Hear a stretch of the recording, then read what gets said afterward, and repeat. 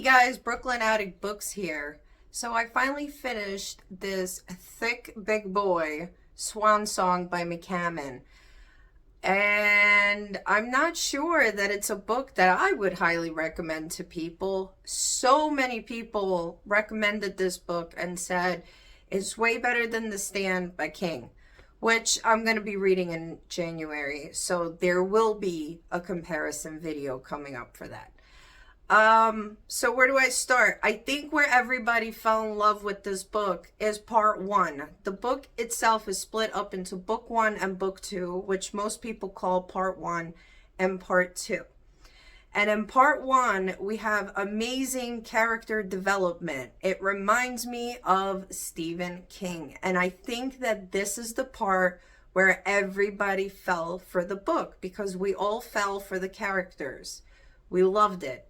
And it's very scenic in the beginning of the book. Sister Creep, one of the main characters, is actually in Manhattan and trying to get out of a fallout zone in Manhattan as one of the bombs hit the city itself.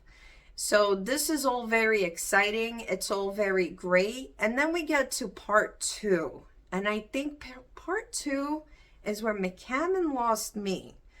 It somehow turned into more military style.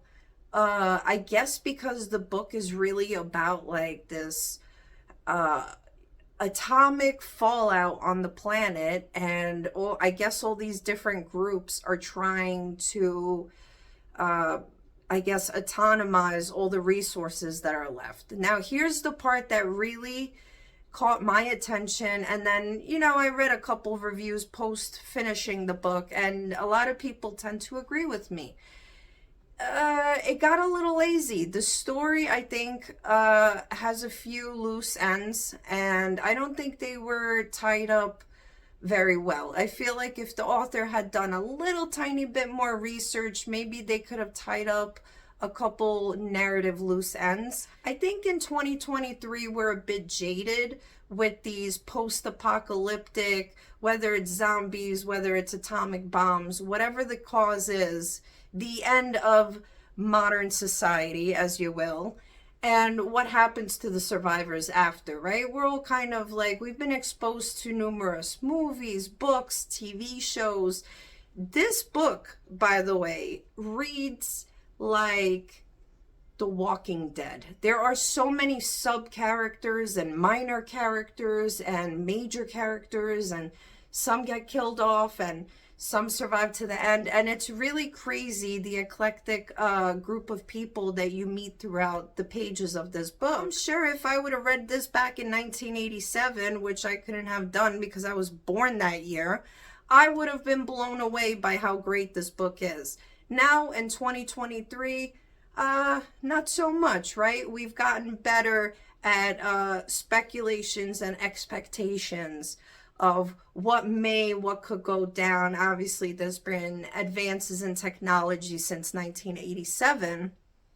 However, given that part two is supposed to take place 7 years after the bombs fly all over the planet and bomb every big city, army base, etc., etc., I have a hard time, like others, believing that people were still just scavenging and living off of canned goods that they were finding in abandoned, demolished homes. And there's supposed to be wildlife also on, things like deer, and I'm having a hard time believing all this. It just felt a little lazy on the side of the author to not tie that all up. I don't want to take away from the epic journey that Swan Song is. It really is an epic journey, and you do meet a great group of characters. It does flow very well. You do want to find out what happens to the characters. So it is amazing and good storytelling. McCammon is a master storyteller. However, the end of this book, I mean, this was so anticlimactic. There are a lot of very evil characters in this book. I mean, Roland, the kid, the 14, 15-year-old kid that he actually ends up killing his own parents down in Earth House when the bombs go off. So Earth House is this place that Colonel McCammon, this decorated war hero, is in charge of, like a timeshare for rich preppers. Roland is the son of one of these rich preppers, and so he gets separated from his parents, and he thinks of it as all like one big like game. But the kid, we find out, was always bullied, so he probably has some PTSD from that. But he very quickly, without even like anybody really telling him to do it, he very quickly just kills off his own parents, without any thought. Like, he doesn't even really give them much thought after that. After we meet all these evil military like people and psychopaths, people with PTSD, whatever you have it, we come upon the fact that it's actually a devil character that is causing all this, and really is the real evil in the book. And by the end, he just kind of goes away. He just kind of disappears. And I don't know if it's meant to say that there will always be evil in the world, because there was a lot of religious undertones and, you know, very good versus evil, very black and white type of story. There are several realizations that Macklin has, where he looks at the devil character, who calls himself Friend, actually, and he realizes that he's in league with the devil, but he doesn't want to actually come out and say that, but he keeps the realization. And then he realizes that he really doesn't want to lead an army, that he just really likes to be in power and in charge. My favorite characters in the book were actually the animals that helped Swan and the crew along their journey. It was Killer, the small dog, and Mule, the horse. And my heart was racing in scenes where they were in trouble. And of course, any horror book, your heart races when animals are mentioned as part of the story. I mean, they most likely always get killed off, because every author wants that shock value, right? They want to wrench at your heartstrings. Robin is a character that we meet a little bit later in the book, and I ended up really liking his character.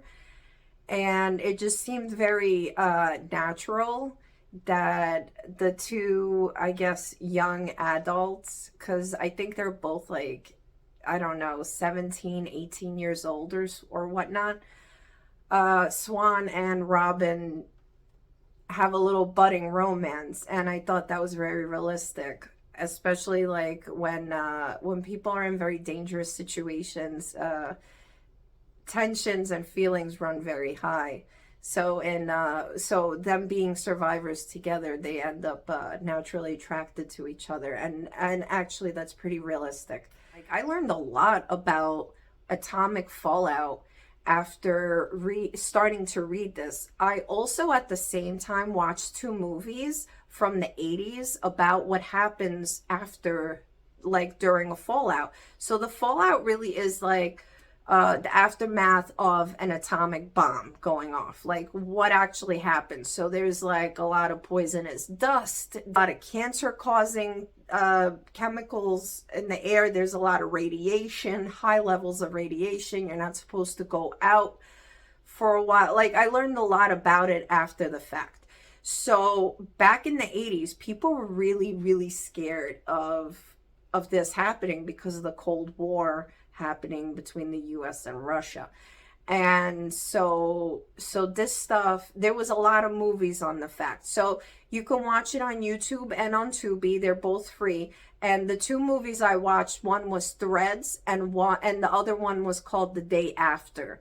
And one is actually a British movie, which I enjoyed more, but the other one is an American movie, and they're both kind of sad and really, like, you know, all the kind of growths that people get and how dirty they are and how your basic necessities aren't able to be met and what's going on. Communication's been cut off, what's happening in other parts of the world or the other parts of the country. So there's a lot to it. And I thought that it was going to be more exciting and more in the direction, but it really wasn't. It was really about just these crazy people, I guess, just being stopped from their military takeover. I guess they were rampant. But all of it was really orchestrated by this really weak devil character right from the beginning. He was like, oh, it's my time to play. This is my party. This is my party. He keeps saying that. And this devil character is almost comedic in the way that he's presented in the book. He's not a very like people are afraid of him, and people just kind of accept this dude, right? Like he just kind of walks in,